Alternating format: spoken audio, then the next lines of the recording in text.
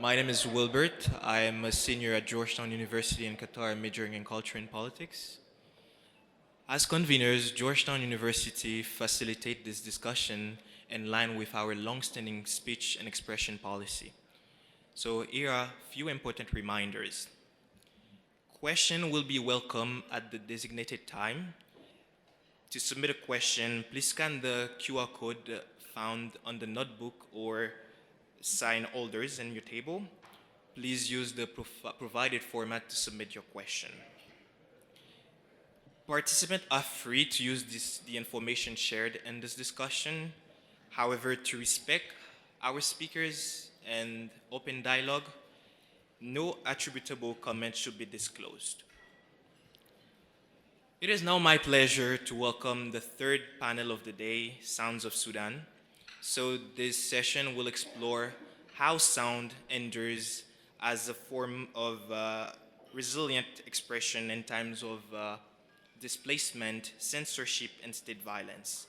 So musicians, practitioners, scholars will be reflecting on how sonic practices preserve memory, sustain resistance, and reimagine belonging during this crisis. This discussion will be moderated by Khalid Albaih, is a Sudanese political cartoonist, human rights advocate.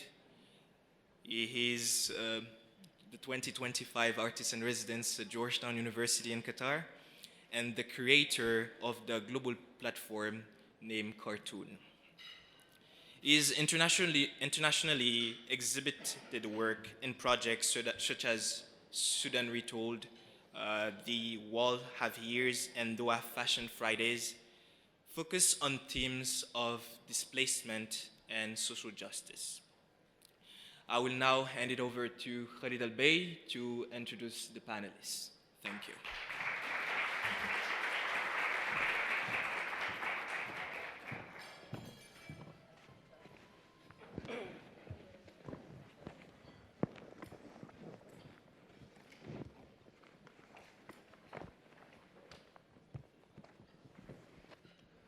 السلام عليكم.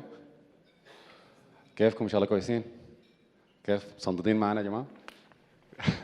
قهوه بعد الغداء ده.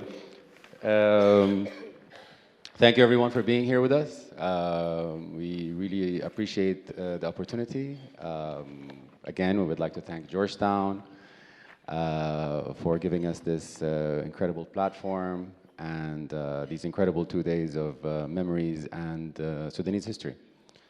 So thank you very much to the Dean and to the team and the people who have been working with us tirelessly, actually, preparing this conference. This is a very interesting panel for me personally, and I hope it will be for you as well. I'm not well versed in music or music history, so I'm really going to be genuinely curious, I think. So I'm going to probably ask a lot of stupid questions. Please join me if you have any questions. Please send them over. This is an open discussion. It's casual, and we have everybody here, and it will be nice to have you guys as well submitting a lot of questions. I'm going to start by introducing Dr. Ahmad Sikainga, a professor of African history at the Ohio State University. His academic interests embrace the study of Africa, the African diaspora, and the Middle East with a focus on slavery, labor, urban history, popular culture.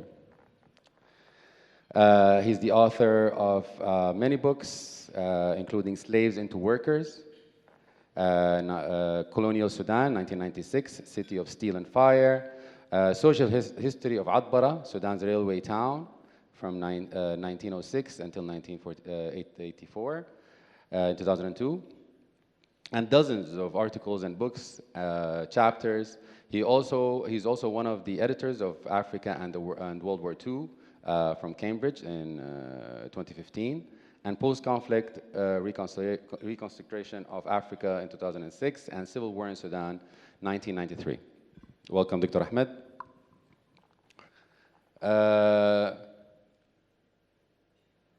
We have a Sarah, غنية عن التعريف طبعا. فنانتنا سارة is a singer, songwriter, and the band leader of Alsarah and the Nubatones. She studied in Wilson University, writing her ethnomusicology thesis on Sudanese Zar music. In 2009, she moved to New York and formed her band, the Nubatones. The band music updates Sudanese traditions with various influences. With us also, we have Haneen Sidahmed, is a Sudanese American multimedia artist, storyteller, and archivist.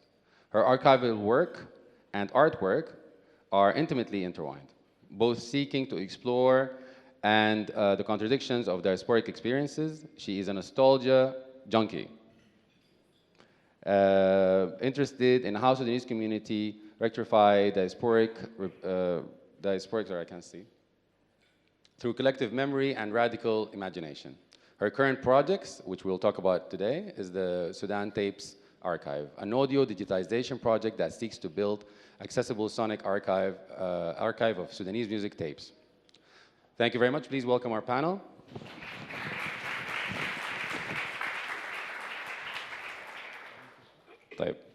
We start with Dr. Ahmad Sikainga. We would love for you to introduce us about your research on the role of music in resistance. Yani in this moment where we've been talking about for the last 2 days is resistance and resilience. And music is a huge part of that and a huge part of our history. Yani Sudan, from the beginning of the 19th century until modern day. So we would love to hear from you. Well, thank you very much, and I would like to add my voice to those who thank Georgetown and the organizers of this conference, and thank for the introduction. Actually, I'm the only one on this panel who is not a musician or an artist. I'm a historian. So my remarks will be confined to the role of music in resistance. For many Africanists, of course, this topic has been studied extensively. We know the role of music and performance in resistance against the imposition of European colonial rule during the period of nationalism. And then even in the post-colonial era, you have, for example, Fela Kuti of Nigeria. His music became the most powerful form of resistance against military dictatorships in Nigeria and in many other parts of Africa. The same thing for those of you who are neither Gen Zs nor millenniums. We remember the anti-apartheid protests in South Africa in the 1980s and how music and performance was very important. Now, in the Sudanese context, we are all familiar with the October Revolution and the post-October Revolution. Muhammad al-Amin, Wardi, later on Mahjoub Sharif, Gaddal, and right now Asari Mohammed and others. So I don't want to dwell on that because that period is well known. It was reproduced in the December Revolution. But I want to focus on the earlier period. In fact, this tradition of resistance and the use of music goes back hundreds of years. But we can start at least with the Ottoman Egyptian conquest, the first encounter between the Turks and their invading army, like Meher bin Aboud in the northern part of Sudan, as well as this continued under the Mahdiya. But there was, I'd like to focus attention on two areas that are not really covered. The role of military marches, military music. Of course, in the Sudanese context, whenever you hear about military march, it's always remind you, there's another coup. But actually, there's a lot of history behind that military marches. If you take just the name, Shuluk March, Nuba March, and this has something to do with the British policies of military recruitment, recruiting and concentrating soldiers from certain ethnic groups. There's a lot of history behind that. And then after that, you have the period of 1924 revolution, Khalil Farah, and that era, 1930s. And then the second phase during World War II, we all know about Mohammed Ahmad Sarour and how the British sent performers such as Ahmad al-Mustafa and others to go and perform to the soldiers in Ethiopia, in Eritrea, and even in North Africa, Aish al-Fallatiya and so forth. And then the period of the 1940s, the 1950s, nationalism and decolonization, people like Usman al-Shafi and others. So it has always been part of that. Another area that I would like to draw attention to is ZAR. I mean, in a country that is marked by social, racial stratification like Sudan, there's also another form of oppression against, I mean, besides nationalism and so forth. And that is the legacy of slavery, the legacy of social inequalities. So one area where that was expressed was the ZAR. Especially, ZAR, of course, is a healing ritual, but it's also a performance.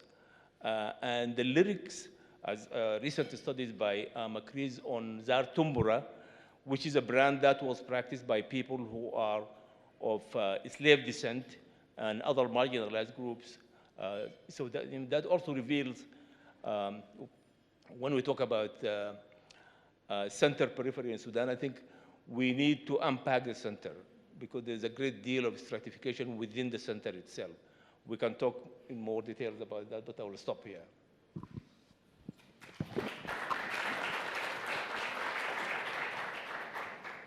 Super interesting, Dr. Ahmed. Every point we can talk about it for hours, of course. Alsarah, as a practitioner, Yeah. I would love for you to introduce how you got here and your relationship to the resilience and resistance and most of the points that Dr. Ahmed talked about, and of course, ZAR being your thesis. So, first of all, thank you so much for having me here. Thank you, Georgetown. And thank you for these amazing points, Dr. Ahmed. I love that you brought up the topic of ZAR as a form of not just healing, but also resistance. Music, for me as a practitioner, and I think as a human for all of us, like as all of us know, has been an integral part of every human ritual. From living rituals to resistance rituals, healing rituals, death rituals, mourning rituals. It is an integral part of how we mark the passage of events.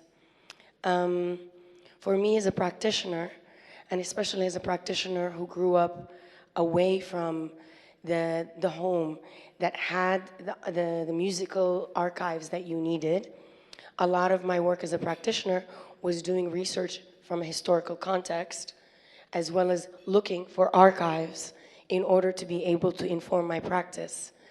Practitioners in general need both of these elements in order to be able to do their work correctly. For me, I found, the more I dug into Sudanese music, is that Sudanese music has been an integral part of how we format revolution and how we format resistance on a local and grassroots level to a state level. من أغاني الحكامات that actually inspire people to go to war, to الأغاني اللي بتستقبل الجيش والsoldiers when they come back to welcome them home, to the songs that actually welcome you home. Music is an integral part of how you mark that. Back in 2013, as part of my work as an ethnomusicologist, I went to a refugee camp called Yusuf Battle. I was working on a documentary called Beats of the Antonov, which really kind of marks the idea of war, music, and identity in Sudan. And one of the most fascinating things that I found is that a lot of the community, as they would stay up all night waiting for the airplanes that drop the danas, they would play music all night long to keep them awake, so that they could keep watch over everyone in the community and raise the alarm if they need to. And those songs were a combination of traditional songs that they were trying to keep alive in the oral archive, songs that they were writing themselves about what's going on in the moment. And all these songs came out in a way that was very organic, that was very natural, and it was not about impressing anyone else. It was really about telling yourself, I exist. And the sonic story that you're creating tells the world around you, I exist. And in a lot of these moments of war, in a lot of these moments of strife, the oral archive becomes the only thing left, and people pass it on to each other. And this is something that I ran into as a practitioner in the diaspora, especially in the 90s and 2000s, looking for archives and not being able to find anything, and needing to go and meet people and learn songs in person. So for me, I feel like it's a given that music is a part of the intricate fabric of Sudanese life in all its facets. So of course, it will also be a part of its resistance.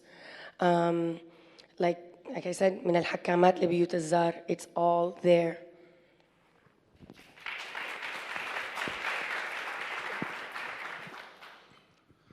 Amazing. As well, very interesting. Yani, we definitely can talk a lot about each point again. And Haneen, would love to talk to you also about how you got here. How did you get to the idea of the tapes, archiving, from being an urban designer to that? How did that, what happened? Thank you for that. And again, thanks Georgetown for cultivating this space. So I think I like to preface this, I'm a child of the diaspora and also a child of the internet and the digital age. And I think something that happens in the diaspora context is that you kind of are always searching for a language or a framework to make yourself legible. I grew up in California, and I think the frameworks available to me were, the arts and cultural production of like the Black diaspora, the Black American diaspora, and I think it helped me maybe articulate some things about my experiences, being racialized abroad, right, and so on. But I think I was always looking for more and looking for a sense of specificity. And it's very difficult to build that knowledge when you're so far away and you're stripped from this kind of world that feels very abstract and intangible. I've always loved Sudan, and the very few times I was able to make the 24-hour journey, I felt very just in a comfortable and an embodied space, and I was always craving that sense of place and that sense of legibility, again, feeling like I didn't have to do mental gymnastics to articulate myself and who I am and my identity. So I think going into kind of my journey as an archivist, when I was a teenager, I had begun a blog called Vintage Sudan. And I would just kind of scour Facebook forums and Facebook groups and assemble old Sudanese photos and share them on Tumblr, which felt like kind of like a Gen Z mode of consuming media. So I was always excited about popularizing maybe some of the Sudanese material culture that was kind of on more obscure or difficult to access platforms. And I think for me, I found that process valuable for making sense of like myself, the lineage I come from. I think it really, also hearing the stories behind the photos. I like literally found a photo of my uncle randomly on a Facebook forum, and it prompted this story about how my uncle was really good friends with Mustafa Sidahmed and began my journey into loving music. And I think my actually segue into urban planning, which is what I graduated, I studied, I think I was interested in how people create stories that then shape the narrative and culture of a city. So I was never on the technical side, and I also double majored in ethnic studies and cultural studies. At some point I wanted to leave urban planning, but I felt like ethnic studies was just not a legible or respectable field to my family who were funding my education. So I think I was always interested, again, in cities as this interplay of different subjectivities and experiences. Going back to the Sudan Tapes Archive, which is kind of where I am now, right? It's continuing that diasporic sensibility of searching and seeking and grounding yourself in a heritage that we have not had institutional really support for in a big way. So I mean, obviously now with the war and the physical destruction of material culture, but even before, you know, I grew up in the early 2000s. By that point, the damage that the Inqaz regime had inflicted on just heritage and preservation had already been rife. And of course, Sudan was under US sanctions. So as someone in the US, a lot of my searches on the internet really amounted to nothing, right? Or they just wouldn't be accessible. So I really relied on the work of these kind of DIY archivists, and again, I affectionately call them archivist ammus, who upload their expansive collections of performances from Sudan TV and Blue 9 TV and Shurouk and the Hela Hope series and you know, everything under the sun on YouTube, and that was my Sudan, actually, is this kind of digital landscape of rogue archivism. So the Sudan Tapes archive for me felt like a natural progression. I love music. I love music of all kinds, of all genres. I love Sudanese music just as, you know, I grew up on it. I grew up with a cassette player in the car, and it was, you know, the backdrop to my journeys to school and you know, my conversations with my father.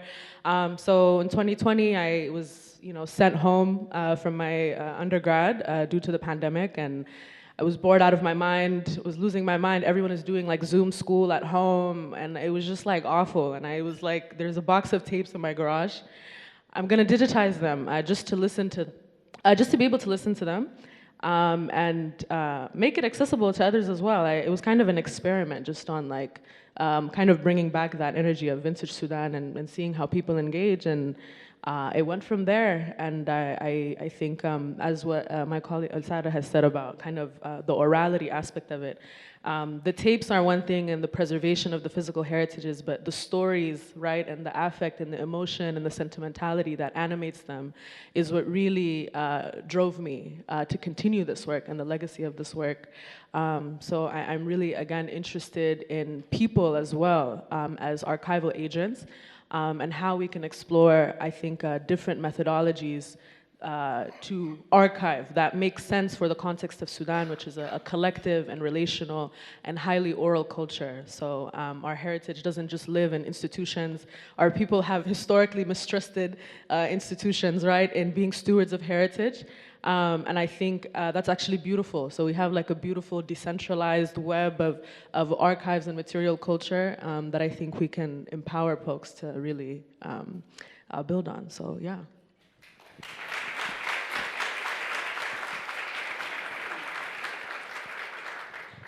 There's also a very beautiful installation in the Sudan Retold exhibition in Al-Hoj Gallery about Sudanese Sudan tape archives that kind of highlights the website, and you get to listen to the work that Haneen has been doing. I really like the idea of people as archival agency. I really like that, and this seems to be like the kind of the thread that connects everything. So I wanted to ask you, Dr. يعني where would, like, non-academic, where like as an academic, برضو as a Sudanese person that's looking for more information, like someone like Haneen, where would she start? Where did you start to get to have يعني all the information about من early 1900s لحد هسي about music and about the research? Where is it done? How do you go about it? يعني do you pick the project and go deeper, or like where is the information? Well, I mean, it depends on the 19th century. There's a lot of material at Sudan Archives in Durham about the origin of these military bands, basically late 19th century. Sudan Archives itself, the NRO. But there are several books. There's book تاريخ الموسيقى العسكرية في Sudan. There are 2 publications. One also I just came across is by الفاضل أحمد السنوسي, الدور الوطني لفن الغناء في السودان, and several others, the works of جمع جابر. So there are numerous books. There's one area, like, you know, the military school of music, which was founded early on. This is before معهد الموسيقى والمسرح and so on. So that was where people learn music, professionally. So there are multiple sources where you can find that secondary literature as well as archival literature. Okay. And it's written by يعني the early Sudanese, history. yeah. It's also written by Sudanese. Yes. Okay. The other thing I wanted to ask Alsarah is, what do you see yourself as? يعني do you see yourself as like the modernized, like the contemporary أغاني حكامات? Do you see yourself as like how do you relate yourself to the archives and the history that you've researched and you've dug and you've learned يعني from your time في Beats of the Antonov مع الناس في الكهوف يعني in the actual caves وكده. How did that change you? Where do you put yourself? I mean, I never thought of myself as a modern hakama, but I really like this. I might need to rebrand myself. I'll claim that. Thank you. Yeah, I'll give you credit, don't worry. Well, the thing is I am a contemporary musician. I write a lot of original compositions, and all musicians come from a tradition. You do not create art of any kind in a vacuum. You have to draw from something. And for me, the loneliness of the diaspora required that I learn about history. It required that I understand that other people went through this and created music in reflection of this, which actually made the loneliness seem way less bad. It's amazing when you realize your pain is not special and other people went through it. It makes it a lot more bearable. I think of myself as a modern practicing musical historian. I'm like a sonic historian. That's how I think of myself. Part of the work I do is about researching, cultivating, and dipping into the oral archives as well as the written archives. When I did my thesis, I spent a lot of time في جامعة الخرطوم at the Afro-Asian Studies department, listening and perusing through all of the tapes and field recordings they have. And that informed a lot of the way I wanted to write, and also informed the way I wanted to change the way I write. So I don't know, I guess I think of myself as a sonic historian is the best way to do it, but modern hakama is really feeling good right now.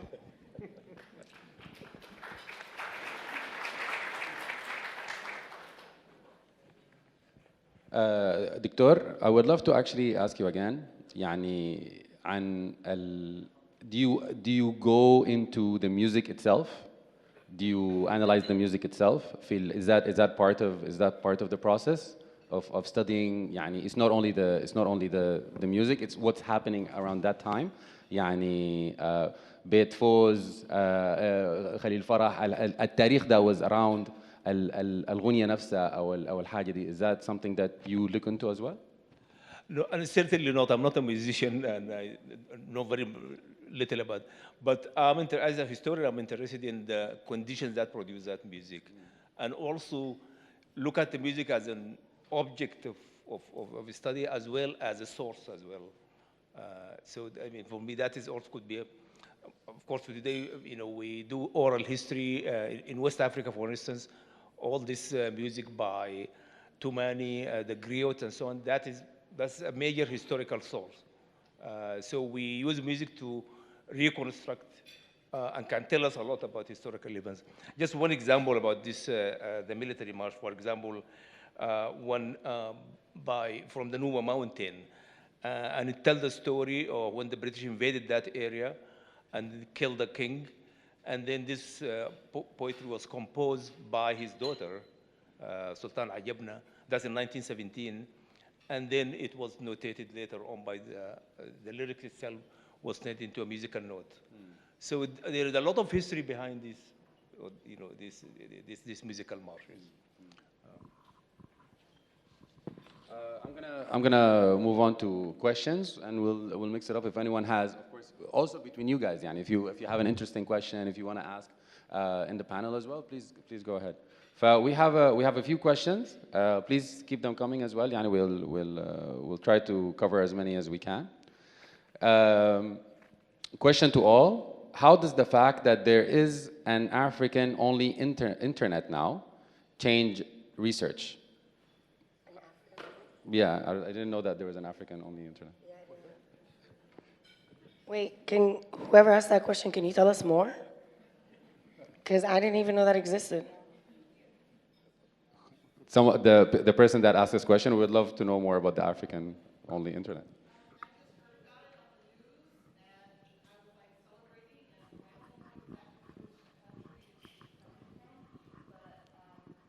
It's been all over the, oh, sorry.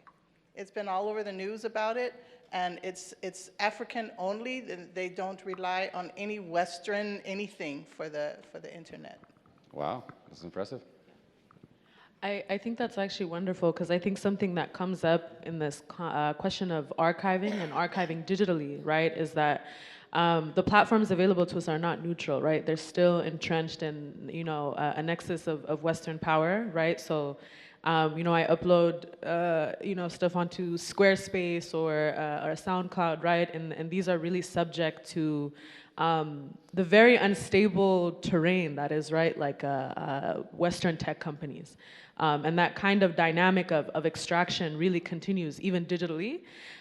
So I think this idea of like having archival sovereignty, right, like actually being able to control the information online, I think that is a great way of restoring like access or restoring agency to a people, right, in how they share and circulate information and ownership. So I don't know of this African-only internet, but as a concept, I think it sounds great as like someone who is always thinking about like, you know, what happens if one day like Squarespace or SoundCloud or whatever, you know, decide to get bought out by like Microsoft or Apple or whatever, and I lose access, right? Because this is a constant thing. The internet is not as permanent as we think, and again is subject to, especially now, right, with a lot of the policy in the US, right, there's a lot of, it's becoming more and more polarized, and the internet is less of a, I guess, yeah, neutral space. So I think it's great.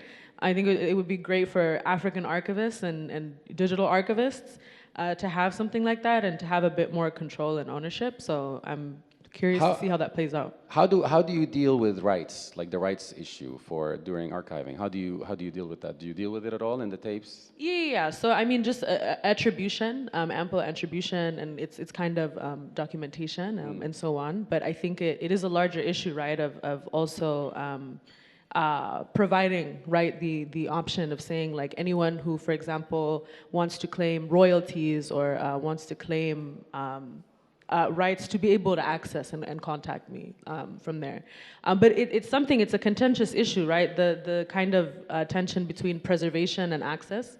So it's like you're wanting to provide or save, right, a material that is degrading. So like analog media, a lot of it has not been digitized and has not made it into the digital era and could otherwise be gone, but also understanding that archival sovereignty is also providing people. So this is actually like the main tension of my work is kind of wanting to provide access to culture, but also understanding that yeah, like this is something that I am working on trying to build like the infrastructure for and having people to be able to help out.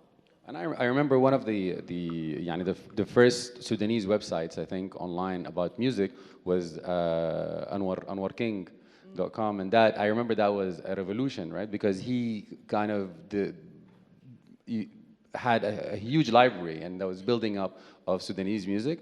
And it was really amazing to see Sudanese content online, and I think it still is. Yani, when you see a well-designed website or archive that hosts Sudanese culture, and you know, for young Sudanese people to go and see, I think that's very important because again it ties onto the diasporic feeling of loneliness as well, that you're not represented. You know, you're not represented. There's no way for me, if I'm not an academic, to go and look for things and dig it up and so on. There's another. I want to just weigh in a little, if you don't mind. As a practitioner, the issue of rights is something that is very dear to my heart. The theft of people's music and stuff like that can be really jarring to the practitioner and really violating. But all practitioners, and I can safely say that, we see the difference between archiving and between profit-making republishing. So there is this trend now in the music world of these republishing labels. They take these old analog datas, tapes and stuff. It's a form of almost neocolonialism, of extraction. They go crate digging out in the Middle East usually, or Africa, places that they find to be exotic, rare, not on the internet. And they digitize it and republish it for profit. That's different. Very, very different than an open source format that is made to preserve the work. And practitioners feel it in their heart, and they feel it in their pockets. So that's also something I wanted to kind of highlight. And there's also the issue of, and I speak to a lot of people in Sudan that want to start projects of archiving or digitizing and so on, and they have issues from both the families of the artists trying to get information, or trying to get tapes or lost tapes, or deteriorating tapes and so on, and from, of course, not having the funds to do so as well. So it's really a huge I think obstacle, and especially now with the war. Just trying to archive as much as we can right now, I think, is very important, because hopefully we didn't lose all the archiving that we have in the university and everything. There's a question here about how do you balance speaking to Sudanese communities versus educating an international audience unfamiliar with Sudan's history. This is for all. How do you balance speaking to Sudanese communities versus educating an international audience unfamiliar with Sudan's history? I mean, the matter of education is a complicated one, right? I think Dr. Ahmed is best to weigh in on that, but even as a performer. As a performer, yeah, I can weigh in from the perspective of performers. That balance is really difficult. That's an art form within itself. Because you don't want to dumb yourself down, because there's also, to educate others is a form of labor that you're giving. And to find that balance between passing information in ways that is digestible, you need to also understand the audience that you are dealing with and speaking to, but at the same time staying true to yourself, so it doesn't feel like a trope, and it doesn't feel artificial, and it doesn't, take away from the integrity of yourself, because your culture is still yours. Giving it away like that doesn't feel good all the time, unless you're getting something in return.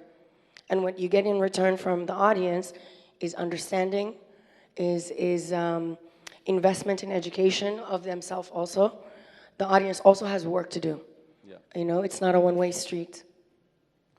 All right, there's a lot of questions from the audience. Thank you for doing my job for me. Really appreciate it. Yeah. I think the publicizing Sudanese music across the world is one of the most challenging things.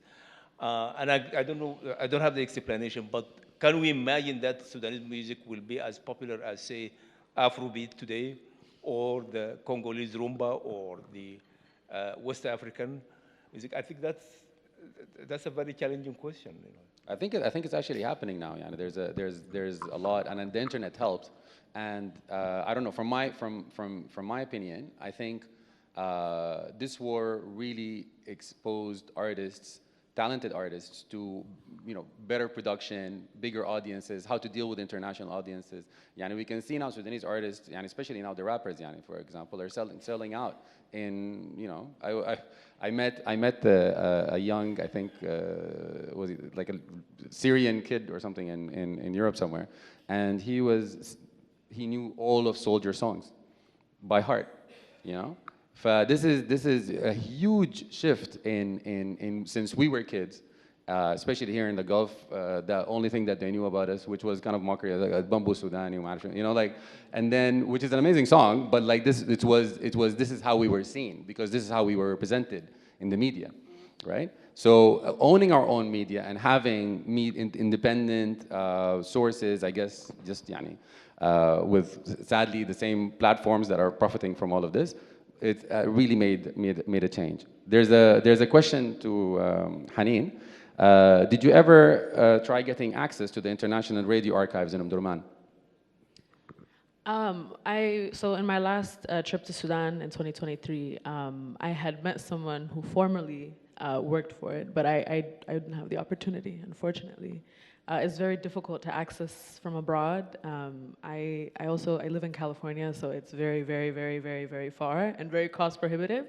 So unfortunately, I haven't had the opportunity to really tap into, you know, what was existing of some of the archival material in Sudan.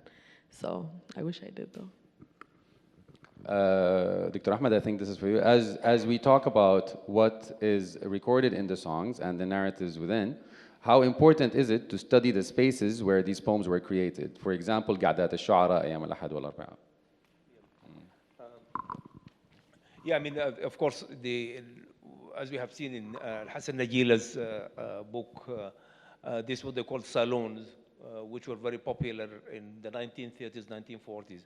But the problem we've got, the establishment of the Sudanese, I mean, the Omdurman radio station, it was created mainly as a propaganda tool for during World War II by the British to counter the German propaganda. It was not intended to produce music or that. So, but later on, you know, singers have to go to record there. It was the only channel. But the problem is that it became a gatekeeper because you have to be approved. The lyrics have to be approved. There is what they call lajnat al-nusus. Then who decide what is acceptable and what is not acceptable? What is the criteria for what is called respectable music and habta? What criteria is it used? And who decide that? And I think that you know, music was not only made there, it is in the streets, in the neighborhoods, and so on. So that created this situation. You know. I remember also there was a backlash when Zanag music was performed في مسرح السودان. And I remember a post from a musician, I can't remember exactly details, but saying that this is in a very degrading way, and this is where we are right now. ده المسرح اللي وقفوا فيه عظماء الفن السوداني هسه فيه زنق. فthat يعني talk about gatekeeping and talk about يعني also يعني artists not understanding يعني the time and the shaping of the music and the history as well. So it also comes from within also. I would love to add more to that. It comes from within also because we have one official conservatory in Sudan, or used to. And they decided to create a sound for Sudan that would be closer to what they considered respectable Arab orchestras. A lot of the way we created our concept of highbrow is very much Arab-centered, neo-colonial-centered, and we gatekeep a lot of our own traditional music. It took me a long time to be able to hear music outside of Khartoum. Zenig, I would argue, is one of the few truly like local urban sounds in Khartoum. And I find it to be really incredible. The gatekeeping is something that never lasts successfully in any musical world. Music has a way of just seeping around that. And because it always speaks to what people are doing in the moment. Yeah. This is a question to Haneen. Does reassuring old music, like from the 70s, that artists never really profited from, but can profit from now, should it be a possibility and opportunity for visibility and economic benefit? Can you rephrase the first part? Basically, like the musicians from the 70s that never profited from their songs, now with YouTube and so on, do you think is that an opportunity for visibility and economic benefit? I think for visibility, yes. I don't deal in the world of economic benefit. This is, again, open access, free. So again, that's not my arena. But I think in terms of building an archive, right, from a collection, right? I work with private collections, so I deal with people's cassettes from different sources. I think perhaps because, right, I'm in the diaspora, I think I'm able to, my curatorial sensibility around, you know, which artists I want to digitize are maybe less influenced or impacted by some of the ideals of what is respectable Sudanese music, or kind of the traditional canon.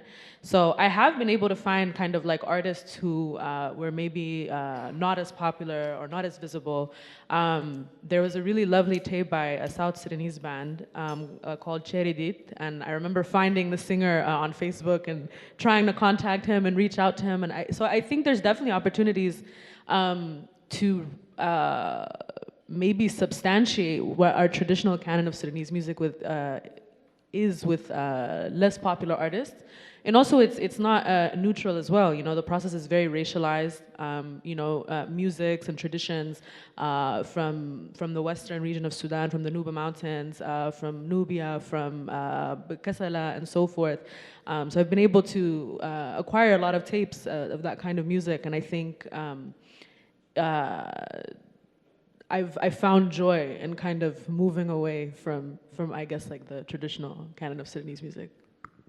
Dr. Ahmed, and I wanted to ask you a question about since you have to go back to archives and research materials and so on, what would you advise people who, for now, to kind of talk about now, so later this would be beneficial for upcoming, future historians and archivists? What should people do now? How can they? What would be beneficial? Well, I mean, now, of course, we have the advantage of technology and preservation. It makes it much easier. But for the earlier period, I forgot to mention that some of the most important sources for this earlier period is first newspapers, these are at least existed in Dar al-Wathaiq until recently, such as Sudan al-Jadid, مجلة هنا مدرمان, الإذاعة والتلفزيون. These are in the 1950s, 1960s, and all of these issues were available in Dar al-Wathaiq. Of course, we don't know what happened to them now. But they are interesting because there's a lot of debate, you know, a lot of discussion about, you know, the music, how it should be, and so on. So I think these are really, if digitizing at least these materials will be quite useful. There's a question. I think it's good to talk about it. Maybe what do you think about Goodbye Julia movie from a perspective of performing music in Sudan? Shout out to Mohammed Kordofani. Yeah. What do you think about Goodbye Julia from perspective of performing in music in Sudan, or performing music in Sudan, I guess? Does it reflect that, or was it just it's a soundtrack? I mean, I think the fact that the censorship of the female singer was real. That's very real. That is something that I still deal with until today, and it's 2025, you know? So that wasn't fake. And there's a lot to be a musician in general in Sudan is a very contentious thing. It's not considered respectable work. It's not considered work for Awlad al-Arab. It's not considered work that should be paid. It's not considered something that is really essential to the human life, even though it's a part of every moment in Sudanese life. So I thought the tension around it was real. The performance itself in Ozone was weird, but I think was for dramatic purposes. Yeah. I think from what I remember, there was a performance of Jari wa Ana Jaru by Sayyid Khalifa. I thought it was interesting, in this movie that's supposed to really negotiate, kind of the complicity of northern Sudanese people in the oppression and subjugation of South Sudanese people, to kind of use a song, I don't know, a Sayyid Khalifa song. I think there maybe could have been a bit more effort into maybe looking into the different and diverse music traditions of South Sudan and kind of really restoring a certain balance. So I did feel like there was a bit, kumbaya, we are family, I got all my sisters with me. It kind of felt like that a bit. So I think definitely leaves a little bit more to be desired. So this is a question for you, Alsarah. And then we'll have one more question. So if you guys want to send more questions, please do now. We have around 10 minutes left. Did you perform one of the Hakamat songs? And which part of Sudan do you do? Yeah. Did I ever perform any of the Hakamat songs? No.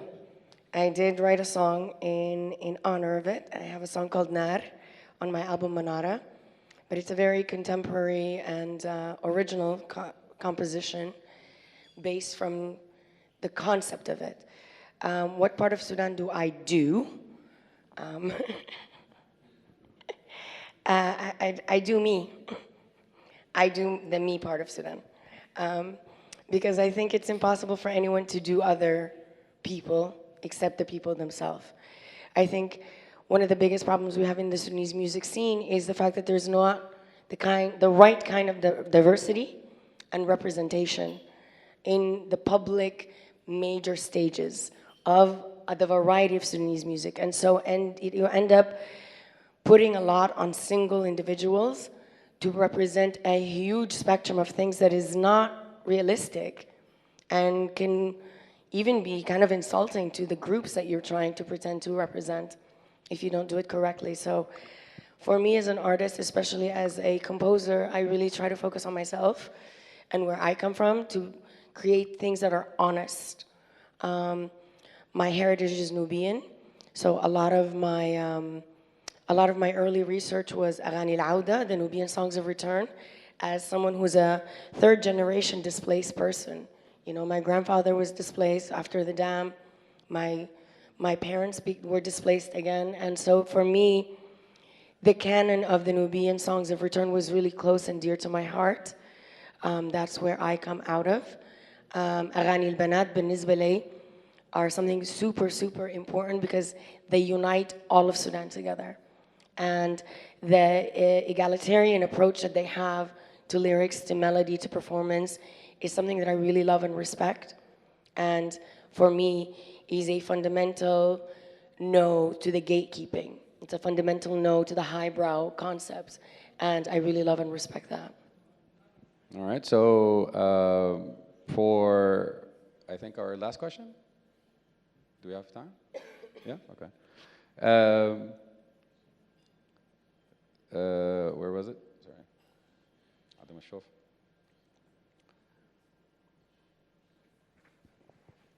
Yeah, there was something about the conference, about, do you believe that your art craft is an act of resistance? Resistance against what and in what way? This is a question for all.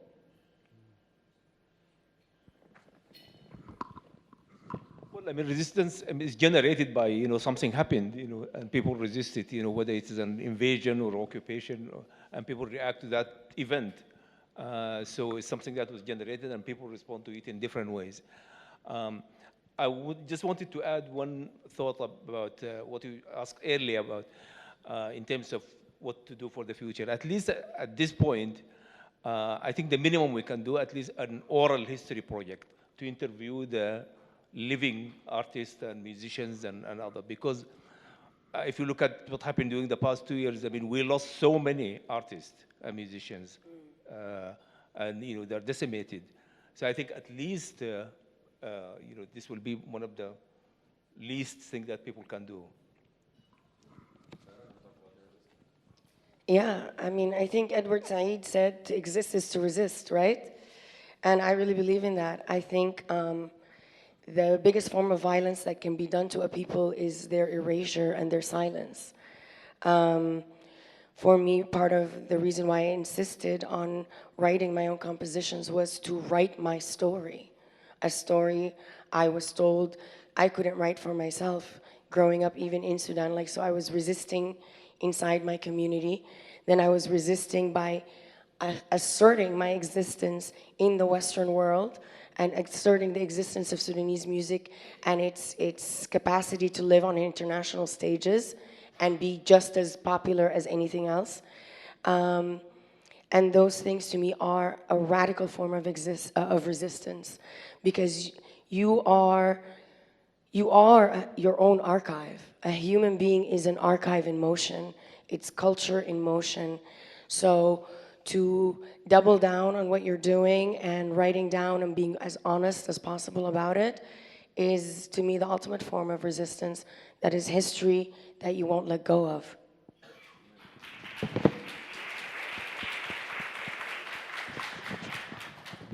I am somewhat reticent to like call my work an act of resistance. I think I try to resist, and I kind of leave it open to the community and people that I'm accountable to kind of define define that. I would say, as an archivist, Sudanese music, I think Alsarah brought attention to this kind of colonial practice of record labels in Europe and the Western world kind of exploiting and taking advantage, right, of Sudanese material culture and asserting ownership and reproducing it for profit. So in a way, the Sudan Tapes Archive is kind of a bit of a counteract to that, right? This idea of open access and understanding that I don't think that any Sudanese person should have to pay to access Sudanese music behind a paywall made by someone who has no material or emotional or intimate stake in Sudan. And I think that's kind of my way of being like, okay, and also believing that people deserve more than like the archival sensibilities of German labels who are like, oh, I just discovered this jazz musician, his name is Sharhabil, do you know him? And really believing that there's an expanse of Sudanese music and history and tradition. And for me, again, because I'm rooted in the diaspora, it's about restoring the heritage and the access we have to the ability to make sense of ourselves and articulate ourselves, restoring that to people who are living amongst the loneliness and isolation and alienation of diaspora, and restoring that.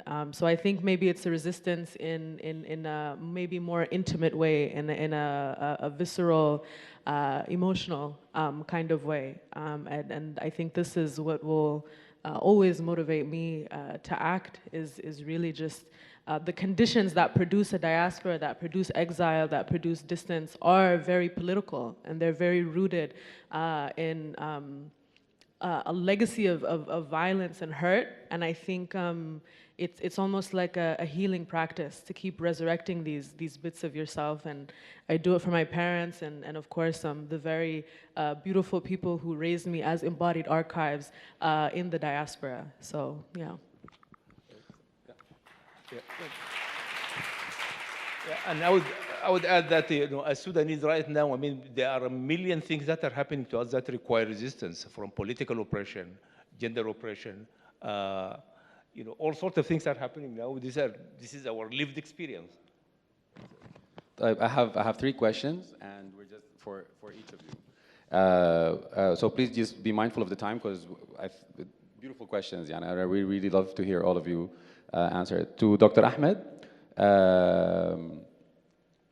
what made you interested to study the history of music academically in a period of time in Sudan where it feels like neither art or theory were respected?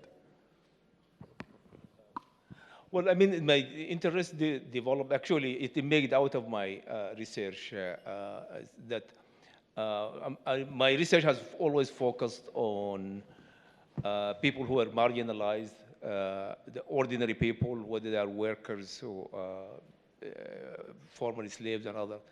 And I'm trying to capture the experience of these people. And one way to look at that is to look at their artistic, because oppression and inequality sometimes can be expressed in many ways. So I find music like blues music in America, for example, came from the slaves of West Africa. Exactly. So to get back to the experience of these people, I think music is an important source. Absolutely.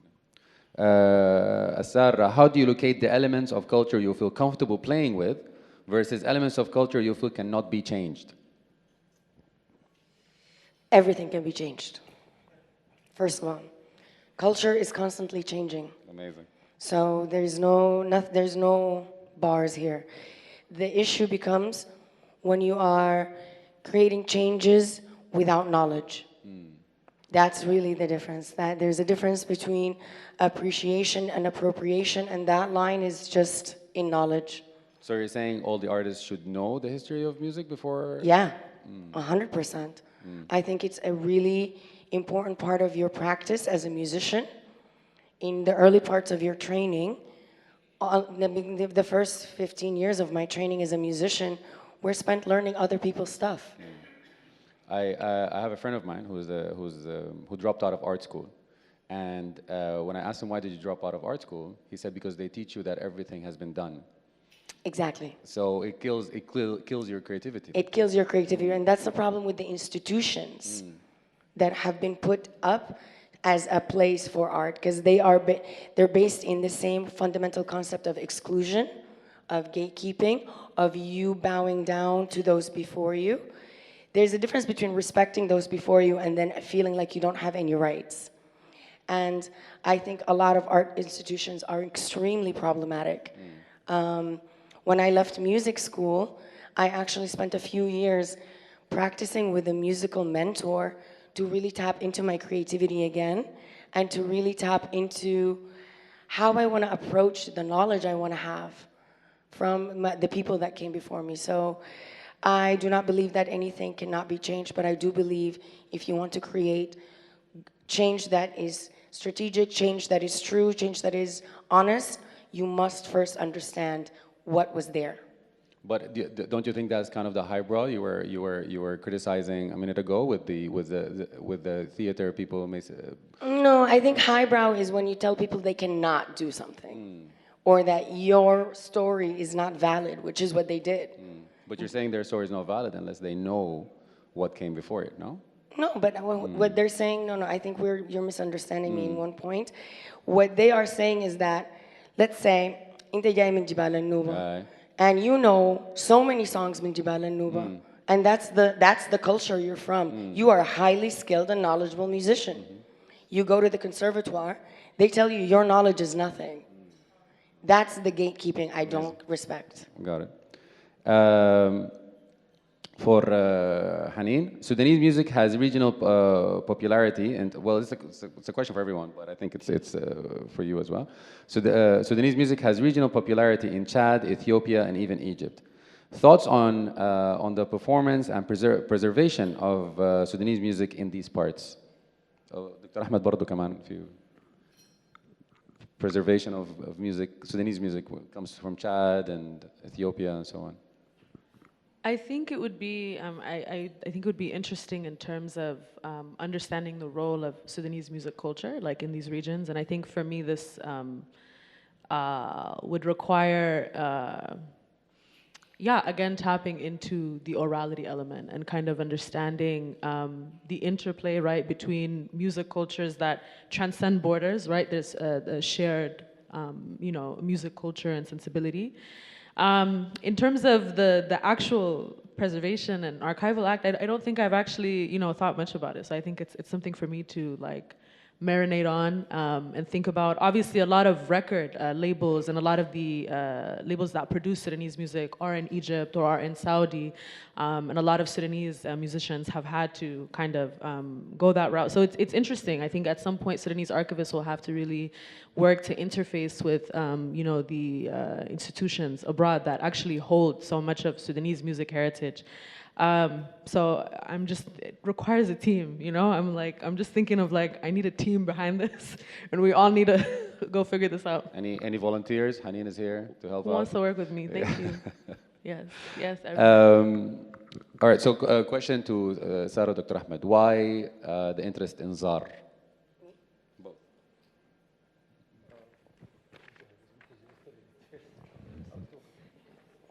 Why the interest in ZAR? Well, I think ZAR is a really fascinating microcosm of Sudanese society. It really addresses so many different rhythms from a lot of regions in Sudan. Because the idea of ZAR is to represent all of the different potential humans of the world. That is the fundamental part of it.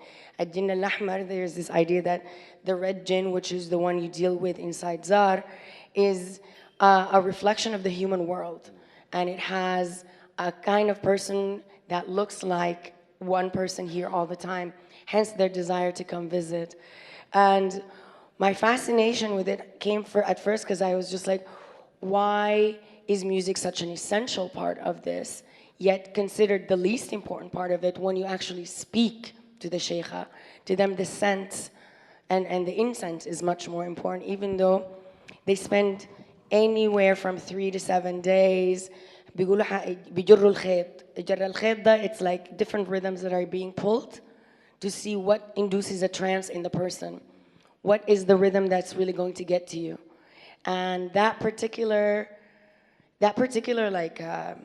space, it's rare to find something like this that is dominated by women, that is for women, that is still considered extremely sacred, and something a lot of Sudanese men won't step into, and have that be a place where you can find a lot of representation in one place. So that was my fascination. Well, for me, I think there is a very strong connection between jazz and the history of slavery in Sudan. And I would draw the attention of a book by, just came out in 2024. It's called The Sudanese Zar Tumbura, Slaves, Armies, Spirits, and History. And that was a study by a Greek anthropologist.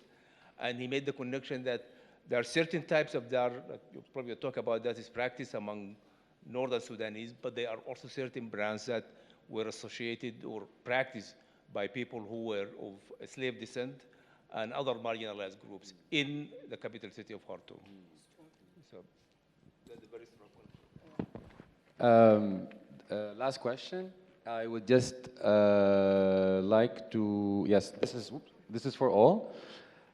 Some people had concerns about the conference being too focused on art rather than politics.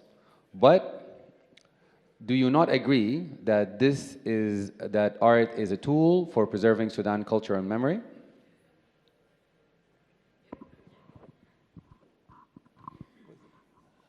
Well, politics is everything. We have been talking politics this afternoon. This whole session is about politics. Yeah, I think it's great that people are thinking critically about, the conference, and I think interrogating some of the themes. So I feel like any educational institution that fosters that kind of criticality shouldn't shy away. But I think, art is a liberatory tool, and I think it might feel like this work that we're doing or talking about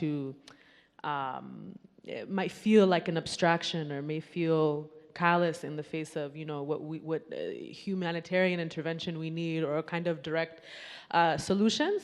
However, art is a tool of articulation, and I think there's also there's different forms of violence, right? I mean, this war is not just a war on bodies and homes, it's a war on memory. It's a war on our agency as Sudanese people to articulate themselves. In the previous panel, right, someone had talked about us really being reduced to bodies and kind of articulating ourselves through the lens of survival.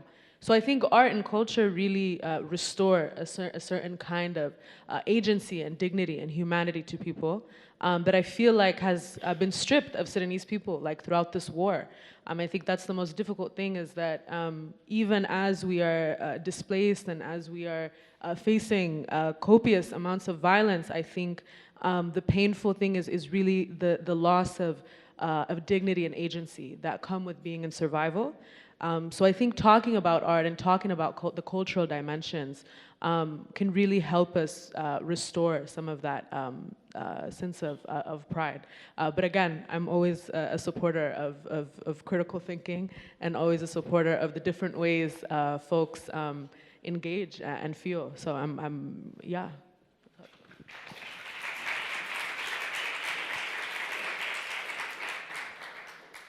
All right. Thank you guys very much. والله حقه عملك حركة تلفزيون السودان ديك يقول لك غني لنا أغنية وكذا. شكرا جزيلا. Thank you very much for the engagement.